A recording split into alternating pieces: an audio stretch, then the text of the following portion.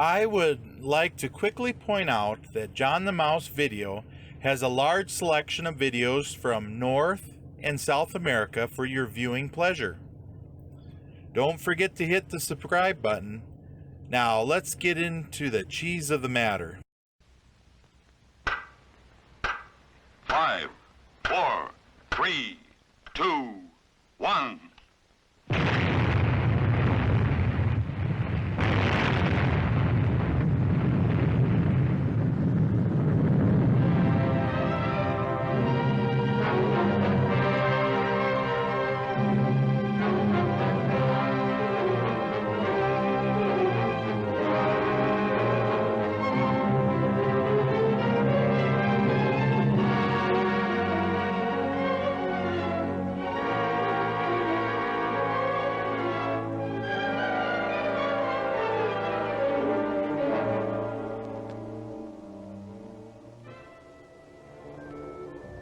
One American town looks like any other when you see it from an airplane window. Trees line the quiet residential streets, and there's usually a highway running through to an industrial area where many town people work.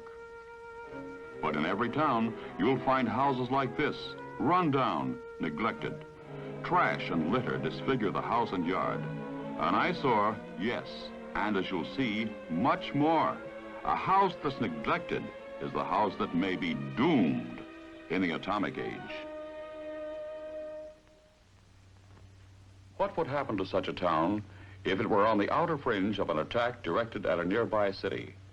We can answer that question, in part at least, even though it hasn't happened yet.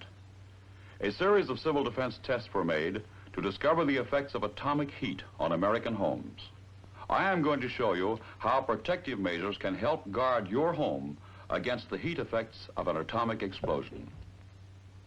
This is the Nevada Proving Ground, where tests were made on miniature houses in various stages of upkeep, inside and out.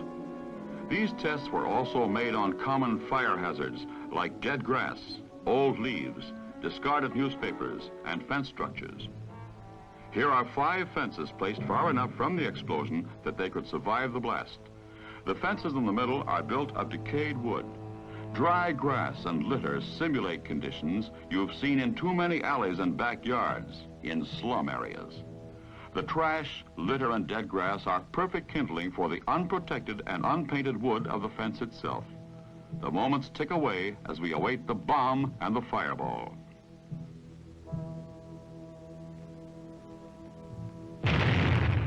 The light flash and the heat or thermal wave, then the blast wave. You'll remember the 3 middle fences are built of rotten wood, unpainted and surrounded by trash. They are immediately ignited. The 2 outer fences, without litter, are slower to ignite. Decayed, combustible wood surfaces like these fences are readily ignited by heat flash. Likewise, some types of interiors are easily ignited. This will be demonstrated in the next test.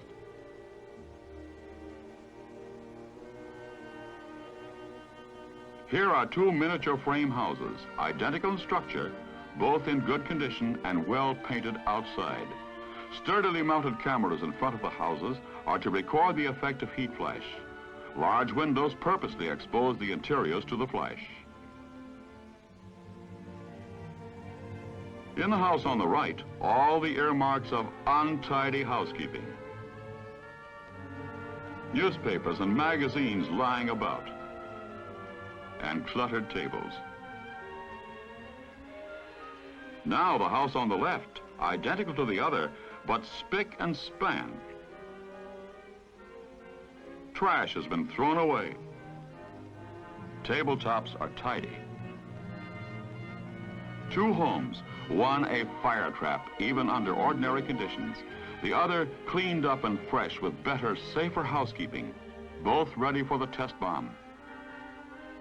The light flash and the heat wave, then the blast tears away part of each roof. Let's see it again in stop motion. First, the light flash and the thermal or heat wave that only chars the painted outer surface of both houses.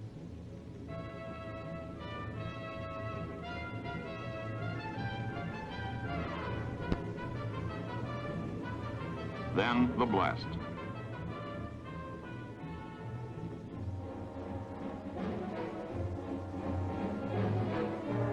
The cluttered room of the house on the right bursts into flame. In a few moments, the interior is completely ablaze. The fire that started inside spreads rapidly to the house itself, although the house on the left still shows no exterior flames.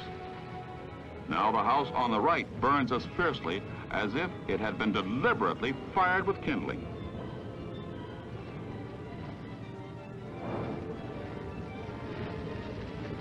The lack of fire-safe housekeeping has doomed this house to destruction.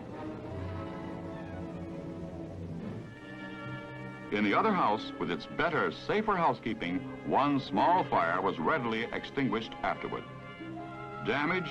Yes, but the house still stands. One house standing, one house leveled, both painted and cleaned up outside. Identical houses, except for inside conditions and housekeeping. Now, our third test. 3 identical miniature frame houses, each with varying exterior conditions, all the same distance from the point of the explosion. The house on the right, an eyesore. But you've seen these same conditions in your own hometown. Old, unpainted wood, and look at the paper, leaves, and trash in the yard. In a moment, you'll see the results of atomic heat flash on this house. The house on the left, typical of many homes across the nation. Heavily weathered, dry wood in run-down condition.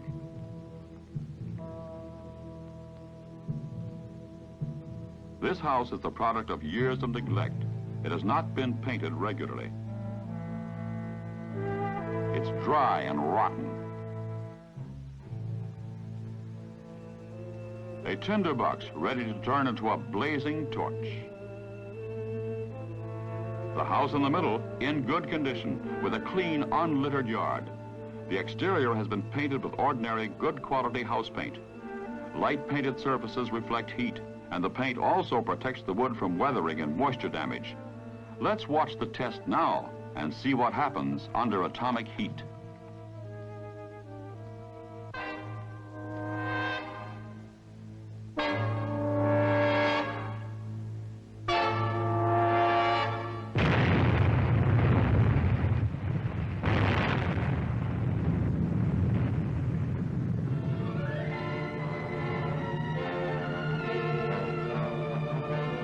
Now let's go back and see it again in stop motion.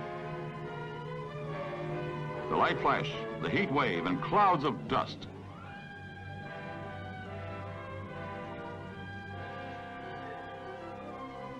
Keep your eye on the house on the right. Notice how the heat wave affects it.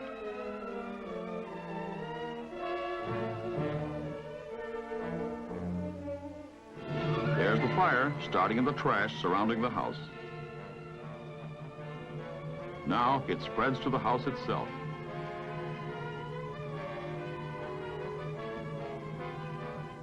In a moment, the blast wave, and here it comes.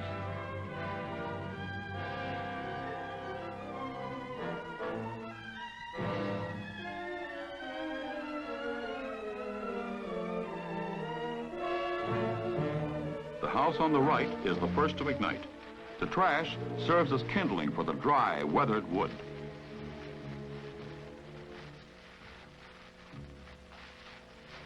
The house on the left smolders for a few moments. Looks almost as if it will not burn, and then bursts into flame. The house on the right continues to burn. 2 houses are a total loss, but the well-kept and painted house in the middle still stands. Which of these is your house? This one? The house on the right, dilapidated with paper, dead grass, litter everywhere. The house on the left, unpainted, run down, neglected. Is this your house? The house in the middle, cleaned up, painted up and fixed up, exposed to the same searing atomic heat wave, did not catch fire. Close examination revealed only a slight charring of the painted outer surface.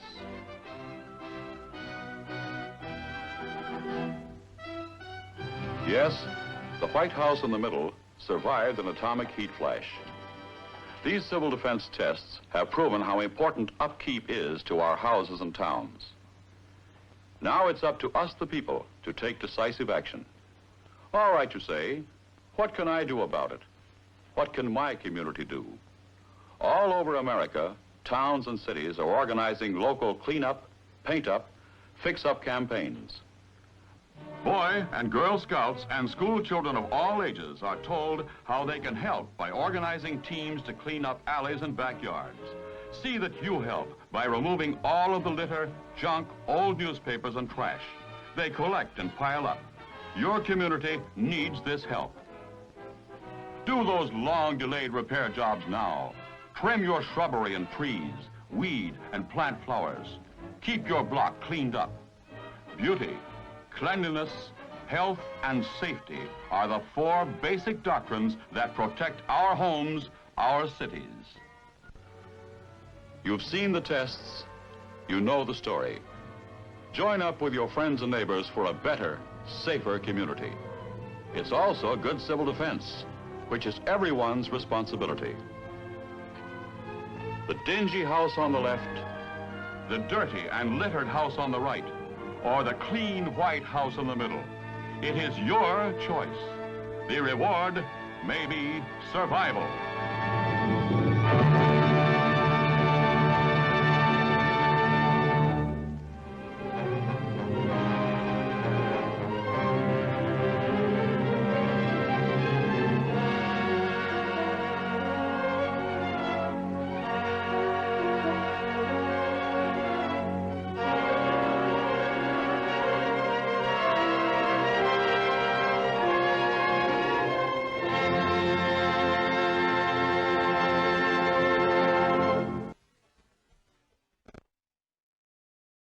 John the Mouse travel map is available for Google Maps. It will help plan your route to the locations of your favorite videos. It is free to use. I have the link below. Please visit the playlist tab for videos that I have sorted for you. Don't forget to hit the subscribe button